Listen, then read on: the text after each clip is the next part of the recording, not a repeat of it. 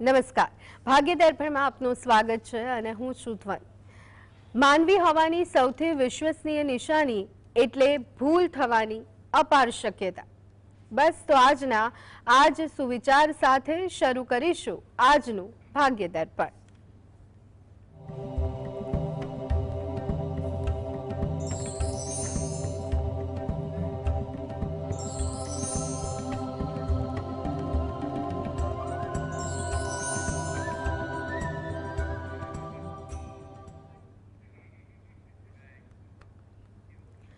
તો ભાગ્ય દર્પણમાં આપના પ્રશ્નોના નિરાકરણ અને રાશિફળ વિશે માહિતી અને માર્ગદર્શન આપવા આપણી સાથે જોડાયા છે જાણીતા જ્યોતિષ આચાર્ય અને વાસ્તુશાસ્ત્રી એવા હસીદભાઈ પાઠક. હસીદભાઈ, આપનું સ્વાગત છે ભાગ્ય દર્પણમાં. નમસ્કાર.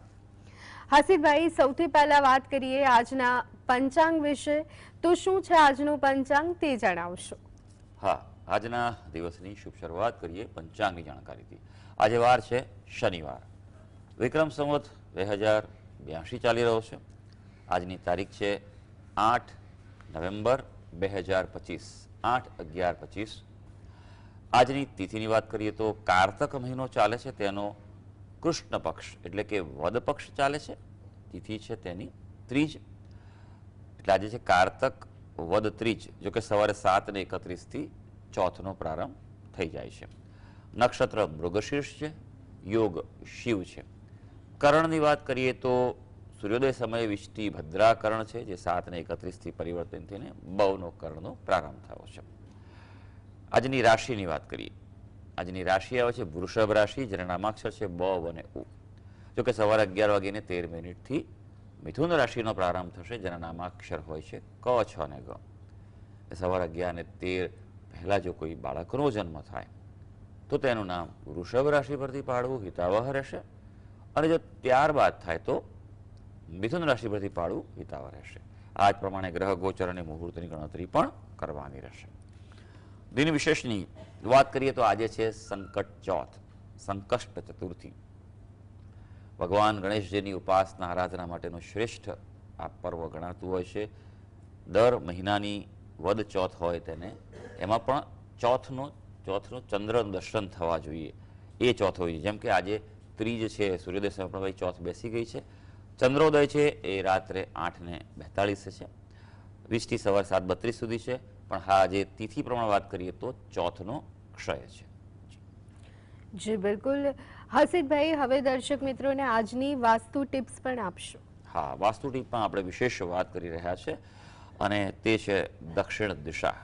દક્ષિણ દિશાનું નામ સાંભળે એટલે મનમાં ક્યાંક ડર અને ભય રહેતો હોય છે, કારણ કે આ દિશાનો સ્વામી જે છે તે મંગળ છે, અને મંગળ ગ્રહ જે છે તેના વિશે લોકોમાં મતમતાંતર છે અને ખોટી એના માટેની અસરો માટેની વાતો આવેલી છે.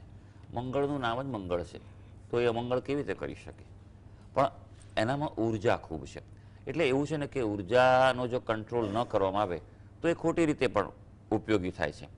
જેમ કે ઘણા નાના બાળકો હોય છે, એના માટે આપણે વાત કરીએ તો તોફાની હોય છે, પણ જો તેને યોગ્ય રીતે આપણે કહીએ કે તમે સારું અભ્યાસ કરો તો છોકરાઓ સારું અભ્યાસ પણ કરી શકતા હોય છે.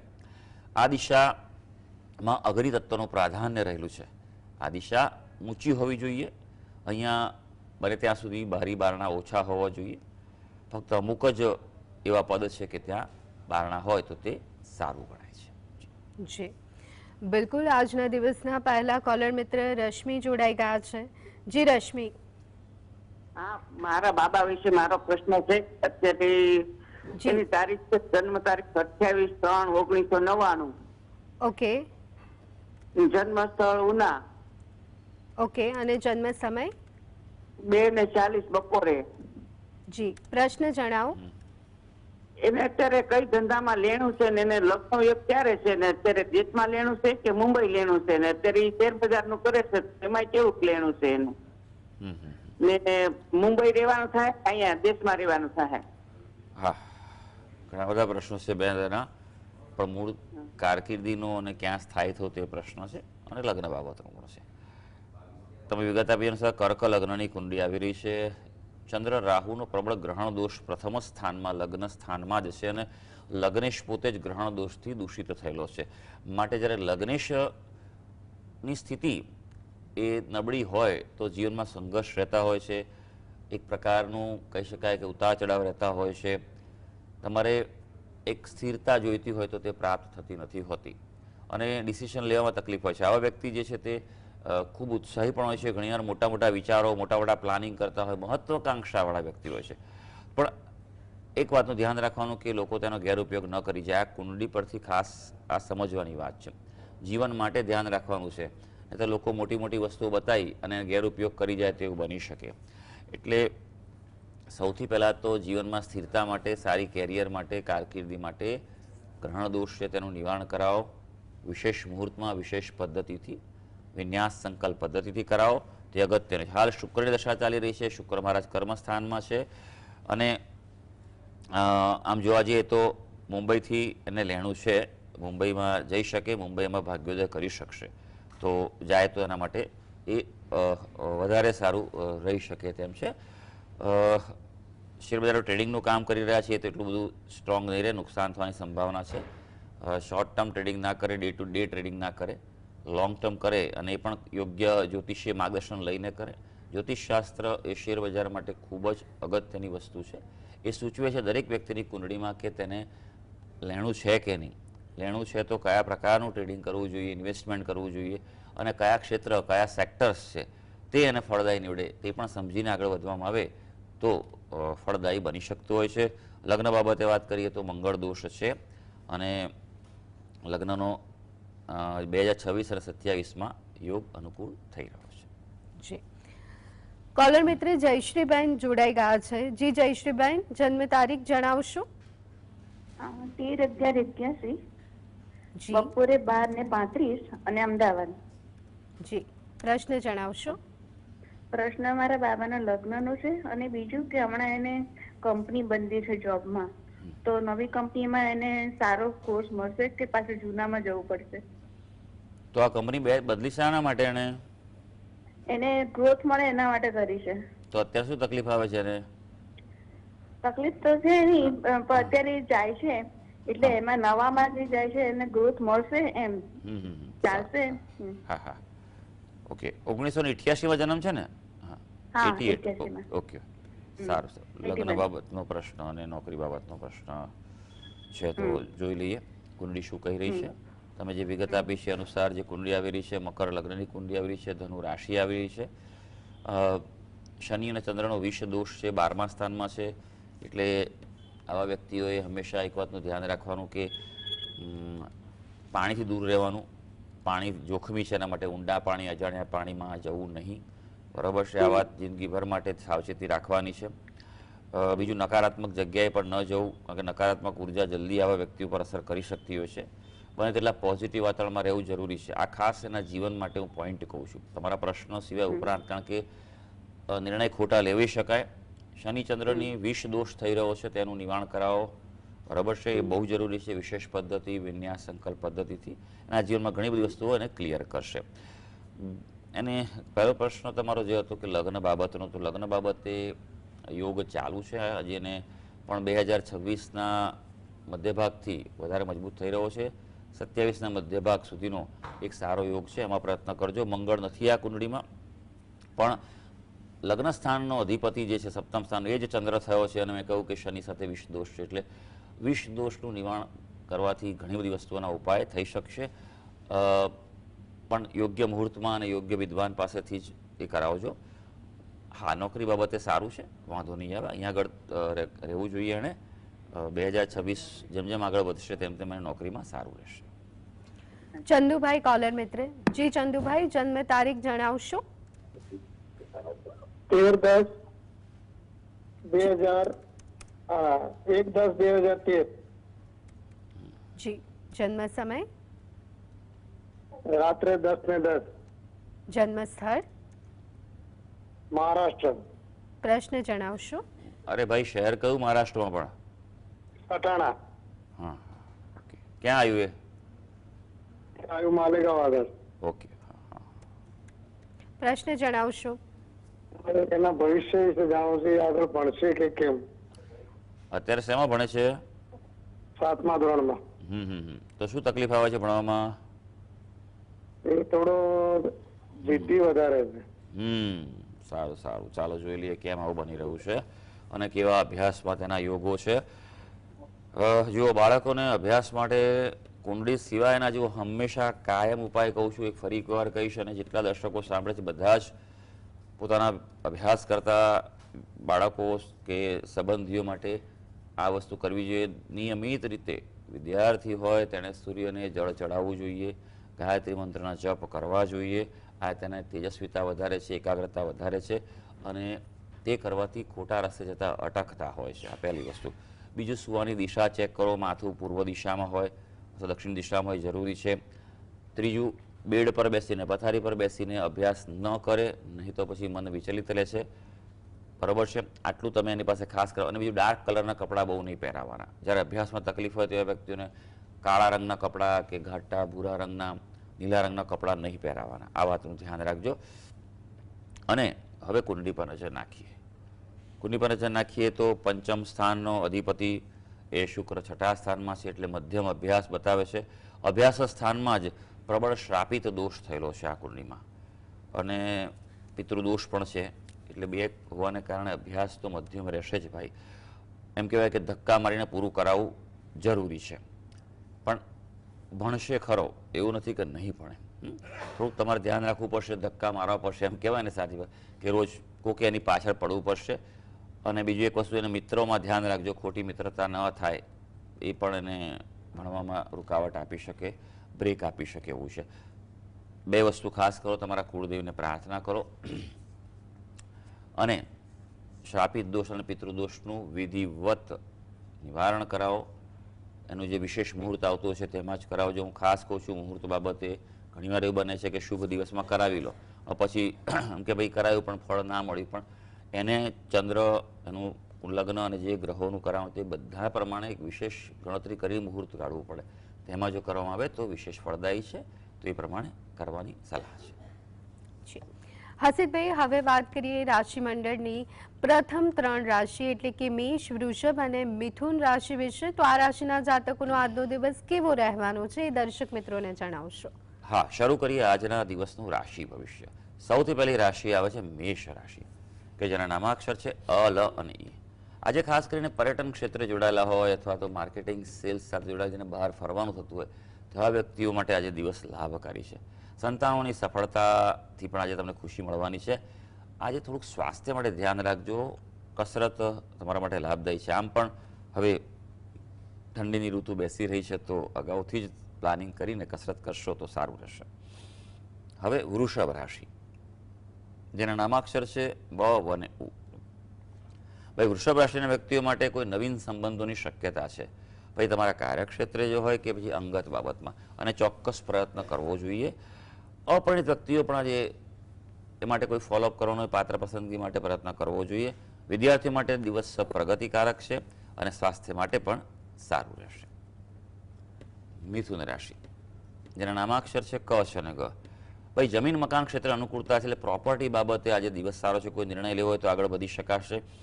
વિદ્યાર્થીઓ માટે વાત કરીએ તો તેઓને પ્રોજેક્ટમાં સફળતા છે. કોઈ વર્ક લીધું હોય પ્રોજેક્ટનું તો કરી શકાશે. અને જેમ જેમ દિવસ આગળ વધશે તેમ સારું છે. સાંજ સુધીમાં કોઈ સારા સમાચાર પણ મળી શકશે.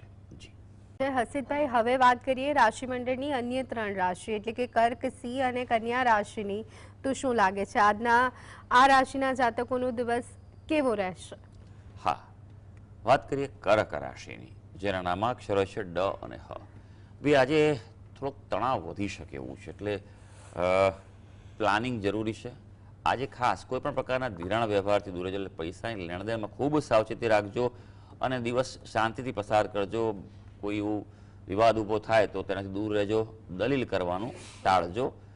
દિવસમાં સંયમ જરૂરી છે. હવે સિંહ રાશિ, જેના નામાક્ષર છે મ અને ટ. આજે વિદ્યાર્થીઓને સફળતા છે, પણ વધુ મહેનતે સફળતા છે. એટલે જેટલી સફળતા જોઈએ તેના પ્રમાણમાં મહેનતનું પ્રમાણ વધારવું પડશે. મિત્રો સાથે વિવાદ થવાની સંભાવના દેખાઈ રહી છે. હા, જીવનસાથી સાથે આજે ગ્રહો તમને અનુકૂળતા આપવા જઈ રહ્યા છે. હવે કન્યા રાશિ, જેના નામાક્ષરો છે પ, ઠ અને અણ. આજનો દિવસ તમારા માટે સારો રહેવા જઈ રહ્યો છે. ગ્રહોની ઉર્જા તમારી સાથે છે. આજે એક વાતનું ખાસ ધ્યાન રાખવાનું છે કે ભાઈ રાહ નથી જોવાની, પ્રથમ પગલું તમારે ભરવાનું છે, તમારી ઇનિશિયેટિવ લેવાની છે. કોઈ પણ કાર્ય કરવું હોય, કોઈ પ્લાનિંગ કરવાનું હોય, કોઈ પણ પ્રકારની પ્રવૃત્તિ હોય, તમારે પ્રારંભમાં તમારે રહેવાનું છે. વાતનું ધ્યાન રાખજો. આજે કાર્યક્ષેત્રે કોઈ નવી યોજનાનો પ્રારંભ કરવો હોય તો દિવસ સારો છે. જી હાસિદભાઈ, અને કોલર મિત્ર જોડાઈ ગયા છે મીનાક્ષીબેન. જે મીનાક્ષીબેન, જન્મ તારીખ જણાવશો? જન્મ તારીખ છે 7મી નવેમ્બર 1955. જી, જન્મ સમય? જન્મ સમય છે રાત્રે 9:35. જન્મ સ્થળ? દાહોદ. તો મારી આર્થિક, શારીરિક અને માનસિક દ્રષ્ટિએ મારું આ વર્ષ કેવું રહેશે, અને મને કોઈ પણ વસ્તુમાં કોન્સન્ટ્રેશન રહેતું નથી. એક કામ કરવા જાવ તો બીજું યાદ આવે, બીજું કરવા જાવ તો ત્રીજું યાદ આવે. તો મારે એને માટે શું કરવું? આપ શું કરો છો બેન? હું રિટાયર્ડ બેંક ઓફિસર. સારું. આપ તો એમ કહેવાય કે તમને જન્મદિનની શુભકામનાઓ, કારણ કે ગઈકાલે જ આપનો જન્મદિવસ ગયો 7 નવેમ્બર. એટલે ઈશ્વર આપને સ્વસ્થ દીર્ઘાયુ આપે, સમૃદ્ધિ આપે, અને સારા કાર્યો કરવાનો જે સમય રહ્યો છે તેમાં તમને ઉત્તમ કાર્યો કરાવે તેવી ઈશ્વરને અભ્યર્થના. જીવન જેમ જેમ આગળ વધતું હોય છે ને તેમ વ્યક્તિ છે તેને અનુભવથી ઘડાયેલા હોવું જોઈએ. પણ એમ એક વાત એ પણ સમજવાની છે કે ઈશ્વરે તમને જીવન આપ્યું છે ફક્ત તમારા માટે નથી. એક વાતનું ધ્યાન રાખવાનું, જ્યારે પણ ઈશ્વર તમને કોઈ પણ વસ્તુ છે ક્યાં તો વધારે પડતું આપે છે, ક્યાં તો કોઈ તકલીફ આપે છે, બરાબર છે, ત્યારે તમે ઈશ્વરને યાદ કરો, એ અગત્યનું છે. અને વિચારો કે તમે જીવનમાં બીજા લોકો માટે પણ શું કરી શકો છો. એ તમારે હંમેશા દરેક વ્યક્તિએ જન્મદિને સંકલ્પ લેવો જોઈએ કે આવનારા વર્ષમાં હું કંઈક સારા કાર્યો કરીશ, લોકોને મદદરૂપ થઈશ, જે પણ તમારી ક્ષમતા હોય, શક્તિ હોય તે અનુરૂપ, પણ ચોક્કસ કંઈક કરતા રહેવું જોઈએ. તો જીવનમાં જે ધન્યતાનો અનુભવ થશે ને તે સૌથી વિશેષ છે. કુંડળી પર નજર નાખીશું. તમારો મિથુન લગ્નની કુંડળી આવે છે, ગુરુ મહારાજની દશા ચાલી રહી છે, તમારી કુંડળીના કર્મસ્થાનમાંથી શનિ મહારાજ પસાર થઈ રહ્યા છે, કર્મ બાબતે થોડુંક સ્લો થઈ રહ્યું છે, પણ ભાગ્ય ભાવમાં રાહુ છે, ઉતાર ચઢાવ આપે, જે છે તમને વિચારોની અસર વધારે જોવા મળી રહી છે. જે ગ્રહોની સ્થિતિ પ્રમાણે વાત કરું છું, હા, જીવનમાં એક સારો બદલાવ આવી શકે એવું છે. તમારો કુંડળીમાં સરસ મજાનો ગજકેસરી યોગ છે, તે સૂચવે છે કે આ સમયમાં વિશેષ ચિંતાનું કારણ છે નહીં. હા, ચંદ્ર એ સિંહ રાશિનો છે, માટે થોડા ઉતાર ચઢાવ રહી શકે. તમે સૂર્યની ઉપાસના વિશેષ કરો, કારણ કે ચંદ્ર સિંહ રાશિનો છે, પણ સિંહ રાશિનો સ્વામી થાય છે સૂર્ય, જે નીચનો તુલા રાશિનો છે. સૂર્યની જેટલી ઉપાસના કરશો તેટલું તમારા માટે સારું છે. બીજું, તમે સુવાની દિશા ચેક કરો, માથું પૂર્વ તરફ રાખીને સૂઈ જશો તો તમારા માટે માનસિક સ્થિતિ સારી રહેશે. હસીદભાઈ, હવે વાત કરીએ તુલા, વૃશ્ચિક અને ધન રાશિના જાતકો માટે. તો શું લાગે છે આ રાશિના જાતકોનો આજનો દિવસ કેવો જવાનો છે? હા, તુલા રાશિની વાત કરીએ, જેના નામાક્ષરો છે ર અને ત. ભાઈ, મિત્રોની મદદથી તમને આર્થિક સમસ્યાઓ હલ થવા જઈ રહી છે. આજે ખાસ સલાહ એ છે કે જીવન સાથે સાથે થોડું સમજણથી કામ લેજો. પોતે જ સાચા છે તેવો આગ્રહ ન રાખવો જોઈએ. કાર્યક્ષેત્રે ધ્યાન રાખવાનું છે. માનસિક તાણની શક્યતાઓ દેખાઈ રહી છે. વૃશ્ચિક રાશિ, જેના નામાક્ષર છે ન અને ય. વૃશ્ચિક રાશિના વ્યક્તિઓ માટે, ખાસ વિદ્યાર્થીઓ માટે દિવસ સારો છે. મહેનત કરી લેજો. બેરોજગાર વ્યક્તિઓ જે નોકરીની તલાશમાં છે, કોઈ પ્રકારે નવું કાર્ય પણ બદલવું હોય તો એ લોકો માટે પણ તક આજે મળી શકે છે. કાર્યક્ષેત્રે સફળતા ઉત્તમ રહેવાની છે. ધનુ રાશિ, જેના નામાક્ષર છે ભ, દ, ફ અને ડ. સ્વાસ્થ્ય આજે સારું રહેવાનું છે. ગ્રહો તમારી સાથે છે, પણ પ્રવાસમાં થોડું ધ્યાન રાખજો. જરૂરી હોય તો જજો, નહીં તો પછી કંટાળો અને તણાવ તમારી રાહ જોઈ રહ્યા છે. વ્યવસાયમાં તમને ફાયદો થઈ શકે. જો તમારો પોતાનો ધંધો કે વ્યવસાય હોય તો તમને ફાયદો થઈ શકશે. જી હસીદભાઈ, હવે વાત કરીએ રાશિ મંડળની અંતિમ 3 રાશિ, મકર, કુંભ અને મીન રાશિની. તો શું લાગે છે આ રાશિના જાતકોનો આજનો દિવસ કેવો રહેશે? મકર રાશિની વાત કરીએ, જેના નામાક્ષર હોય છે ખ અને જ. આજે મહત્વપૂર્ણ કાર્યોમાં થોડું ધ્યાન રાખજો. બેદરકાર ન રહેતા, બીજાના ભરોસે ન રહેતા, નહીં તો ચૂક થવાની સંભાવના છે. હા, સારી વાત આજે છે, કામો તમારા સમયસર પૂરા થવાના છે, પણ ગ્રહો સૂચવે છે કે આજે તમારા જીવન સાથે સાથે થોડો વધુ સમય વિતાવો એ શુભ રહેશે. કુંભ રાશિ, જેના નામાક્ષર છે ગ, સ, શ અને શ. તમારી મહેનતનું સુખદ પરિણામ મળવા જઈ રહ્યું છે તમને. એટલે અગાઉ કરેલી મહેનત છે તેનું આજે રિઝલ્ટ કોઈ સારું મળી શકે. નવી બાબતોમાં આજે રસ રહેશે અને નવી બાબતો પણ આજે સ્વીકારી લેજો. કોઈને કોઈ રીતે નાનો મોટો આજે ફાયદો થવાની સંભાવના છે. મીન રાશિ, જેના નામાક્ષર છે દ, ચ, ઝ અને થ. ભાઈ નવી જમીન ખરીદવાની હોય, કોઈ પ્રોપર્ટીનો નિર્ણય કરવાનો, સાવધ રહેજો, ચેક કરીને આગળ વધજો. ખાસ કરીને વિરોધીઓથી આજે સાવચેત રહેજો. તમારી વિરુદ્ધમાં કઈ પ્રકારનું કોઈ પ્રક્રિયા કરી શકે એવું છે. અને સ્વાસ્થ્યમાં પણ ઘટાડો થાય એટલે થોડું યોગ, પ્રાણાયામ, કસરત લાભદાયી રહેશે. તો સર્વે દર્શક મિત્રોનો આજનો દિવસ શુભ અને મંગળકારી રહે તેવી ઈશ્વરને અભ્યર્થના. હસીતભાઈ, જીએસટીવી સાથે જોડાવા બદલ આપનો ખૂબ ખૂબ આભાર. ધન્યવાદ. તો દર્શક મિત્રો, ભાગ્ય દર્પણ કાર્યક્રમમાં અત્યારે બસ આટલું. રજા આપશો. નમસ્કાર.